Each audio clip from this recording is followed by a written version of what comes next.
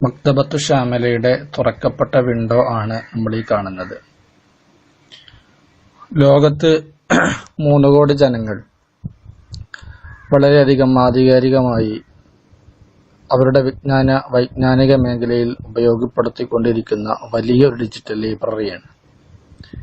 ഇനിയും ഇതിനെ അടുത്തറിയാത്ത പണ്ഡിത സുഹൃത്തുക്കൾക്ക് വേണ്ടിയാണ് ഈ വീഡിയോ നമ്മൾ ക്രിയേറ്റ് ചെയ്യുന്നത്. ഷാമിലയുടെ ഉപയോഗമെന്ന് പറയുമ്പോൾ ഇതിലുള്ളത് PDF കിതാബുകളല്ലാത്തതിനാൽ ഏതു വിഷയങ്ങളും നമുക്ക് സെർച്ച് ചെയ്ത് കണ്ടെത്താൻ പറ്റും.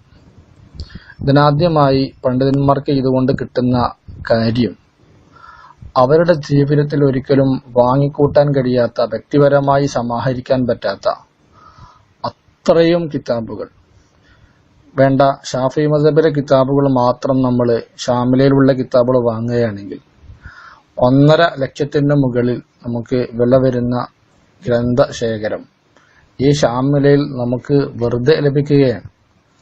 മൊത്തത്തിൽ ഷാമിലയിലെ ഗ്രന്ഥങ്ങൾ മൊത്തം നമ്മളൊരു ആവറേജ് കണക്ക് കൂട്ടിയാൽ എന്തായാലും ഒരു 60 ലക്ഷം 70 ലക്ഷത്തിന്റെ അടുത്ത് ഷാമിലയിലെ ഗ്രന്ഥങ്ങൾക്ക് വിലമതിക്കാൻ പറ്റും. അത്രയും വൈജ്ഞാനിക വൈപുല്യമുള്ള ഒരു വലിയ ഡിജിറ്റൽ ലൈബ്രറിയാണ്. ഇതിലുള്ള കിതാബുകളും അതിന്റെ ഇനങ്ങളും കാണുന്നതിന് വേണ്ടി നമുക്ക് ഈ കാണുന്ന ഐക്കണിലെ 1ാമത്തെ ഐക്കണായ ഈ ഇഖ്തിയാർ കുത്തുബ്, ഇത് നമുക്കൊന്ന് ക്ലിക്ക് ചെയ്യാം. ഇതിൽ നമ്മൾ ക്ലിക്ക് ചെയ്യുന്നതോടുകൂടെ ഇതിന്റെ വലിയ ഒരു ഗ്രന്ഥശേഖരം തുറക്കപ്പെടുകയാണ്. നോക്കൂ, നമ്മുടെ മുമ്പിൽ ഒരു വിൻഡോ വന്നിരിക്കുന്നു. ആ വിൻഡോയിൽ നമ്മൾ കാണുന്നത്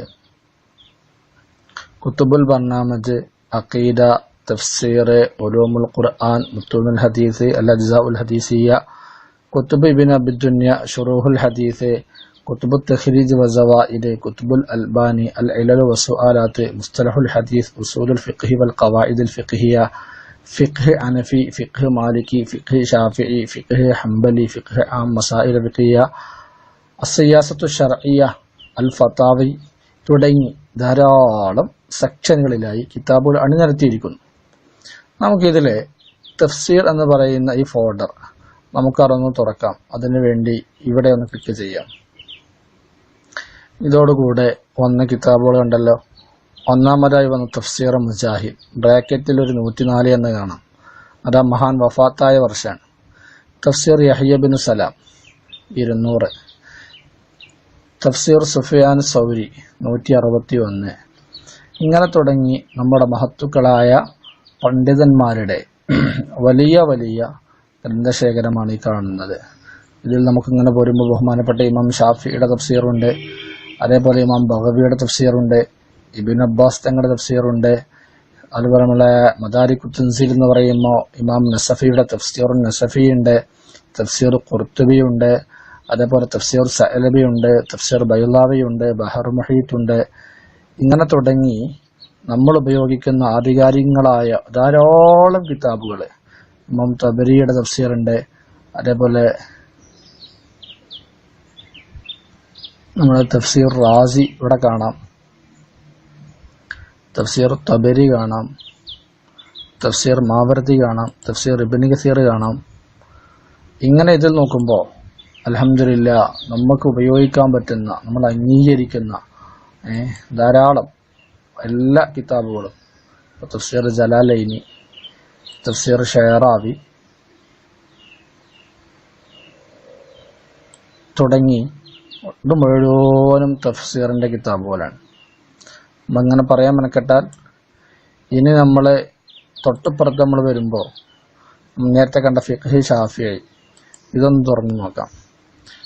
ആദ്യം തന്നെ കാണുന്ന തുഹഫത്തുൽ മുഹ്താജ്, രണ്ടാമത് നിഹായത്തുൽ മുഹ്താജ്, പിന്നെ മുഗ്നിൽ മുഹ്താജ്, ഫത്ഹുൽ മുഈൻ, ഇയാനത്തു ത്വാലിബിൻ, മത്നു അബി ഷജാഇ, ഫത്ഹുൽ അസീസ്, അസ്നൽ മതാലിബ്, അൽ മുഹദ്ദബ്, ഫത്ഹുൽ വഹാബ്, മിൻഹാജു ത്വാലിബിൻ, മൻഹജു തുല്ലാബ്, ഷറഹുൽ വജീസ്, നജ്മുൽ വഹാജ്, അൽ ഹിദായ ഇലാ ഉഹാമിൽ കിഫായ, കിഫായത്തു തംബീഹ്, അൽ ഉമ്മ, മുഖ്തസറുൽ മുസനി. ഇങ്ങനെ പോന്നിട്ട് അൽഹംദുലില്ലാ ഈ കാണുന്നവ മുഴുവനും ഷാഫി മദ്ഹബിലുള്ള ആധികാരികങ്ങളായ കിതാബുകളുടെ ശേഖരമാണ്. ഇങ്ങനെ നമ്മൾ ഉപയോഗിക്കുന്ന നമുക്ക് വേണ്ട ഒട്ടനവധി കിതാബുകൾ സജ്ജീകരിക്കപ്പെട്ടിട്ടുള്ള വലിയ ഒരു ലൈബ്രറിയാണ് മക്തബത്തു ഷാമില എന്ന് പറയുന്നത്.